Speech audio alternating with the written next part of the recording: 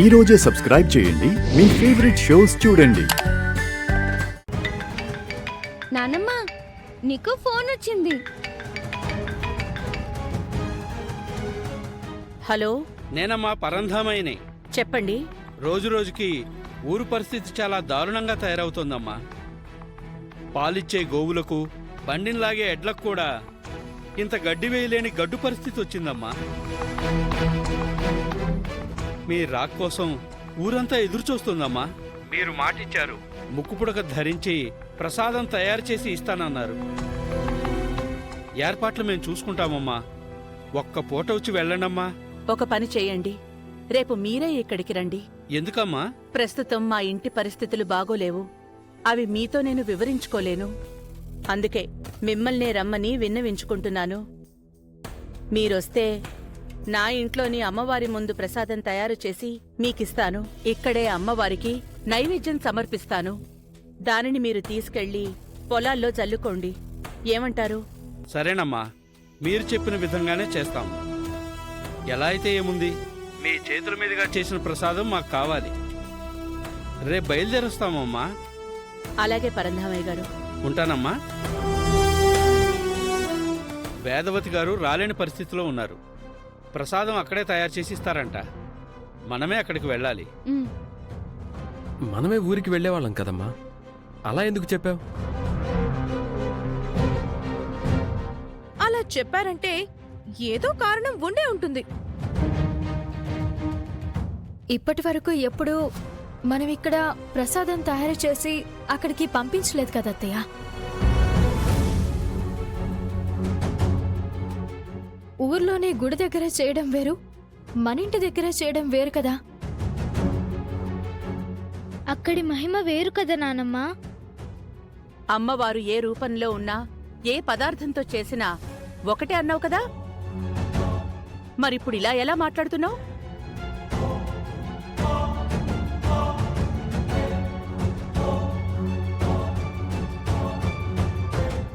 ఏ పదార్థంతో చేసినా, ఏ రూపంతో చేసినా అమ్మవారు అమ్మవారే.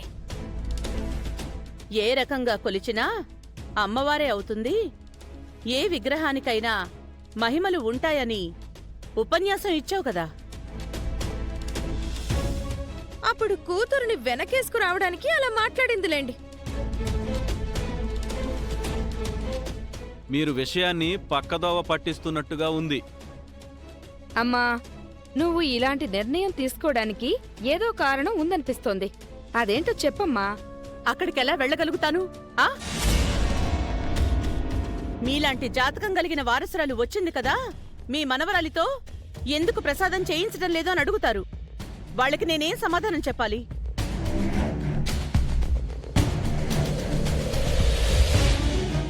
వారి ప్రశ్నలకు నేను తలదించుకుని నిలబడాలా? సమాధానం చెప్పలేక సతమతమవ్వాలా? ముఖ్య కారణం ఏంటంటే, ఇదిగో అక్షయ్తో ప్రసాదం చేయించడం నాకిష్టం లేదు.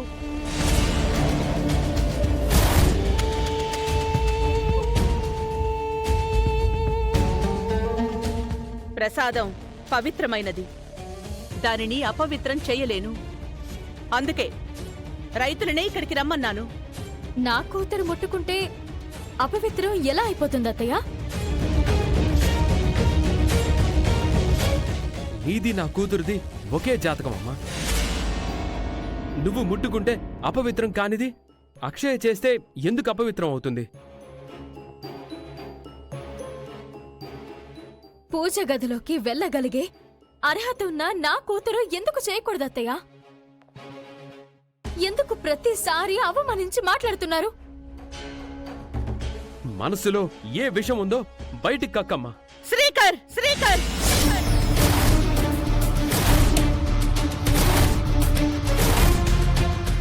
నువ్వు తల్లితో మాట్లాడుతున్నావన్న విషయం మర్చిపోకు. నేనేం చేసినా అది నీ మంచి కోసమే. నన్ను, నా భార్యను నీ మాటలతో, నీ ప్రవర్తనతో వేధిస్తున్నావు. ఇది నాకు మంచెలా అవుతుందమ్మా? అది నీకు ఇప్పుడు అర్థం కాదు, భవిష్యత్తులో అర్థమవుతుంది. వర్తమానమే సరిగ్గా లేదు, ఇక భవిష్యత్ ఎలా ఉంటే ఏంటమ్మా? గ్రానీ, మీ నుంచి నేను చాలా నేర్చుకోవచ్చని మీ ఇంటికి వచ్చాను. నేను వచ్చిన రోజు నుంచి గమనిస్తున్నాను. మీ వే ఆఫ్ టాకింగ్, బిహేవియర్ విచిత్రంగా ఇబ్బందిగా ఉన్నాయి. గ్రానీని జడ్జ్ చేసేంతటి వాడివా నువ్వు? నీ లిమిట్స్ లో నువ్వుంటే బాగుంటుంది. నాతో మీరేం చేయించకపోయినా పర్వాలేదు నానమ్మ, నేనేం బాధపడను. ఎందుకు నాతో ఏం చేయించకూడదని అనుకుంటున్నారో అదొక్కటి చెప్పండి చాలు. అందులో తప్పేదైనా ఉంటే తెలుసుకుంటాను, సరిదిద్దుకుంటాను. నువ్వు మా పాలిట వరానివి కావు, శనివి.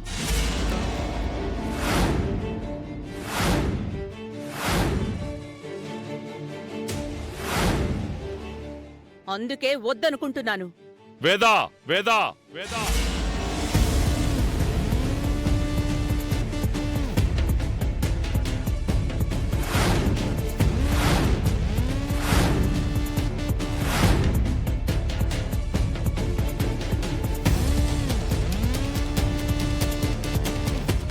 రేపు అక్షయ్తోనే ప్రసాదం చేయిద్దాం.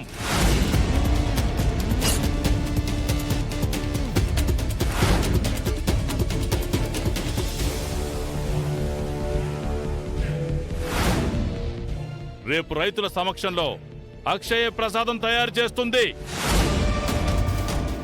ఇక ఈ విషయం గురించి వాదనలు ప్రతివాదనలు ఏమి వద్దు. అది కాదండి. నువ్వింకేం మాట్లాడుకో. ఇలా రా.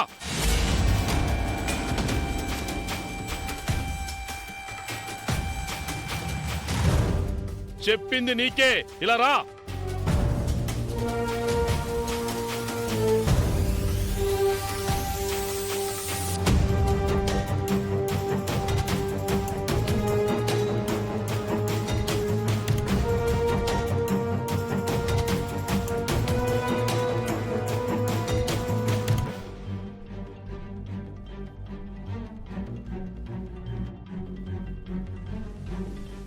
నేనన్నదే అమలు జరుగుతుంది. అమ్మా అవుని, రేపు అక్షయ్ నువ్వు సిద్ధం చేయమ్మా. అలాగే మావయ్య.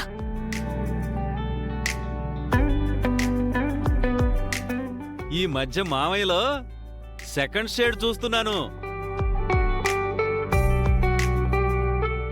ఆ అమ్మవారే మీ తాతయ్య నోటి వెంట ఆ మాట పలికించారే తల్లి.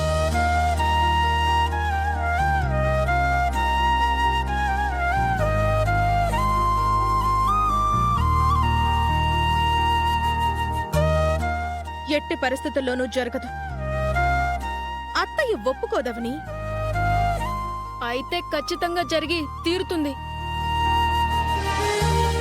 అమ్మవారి కృప ఉంటే ఎవ్వరూ అడ్డుకోలేరు.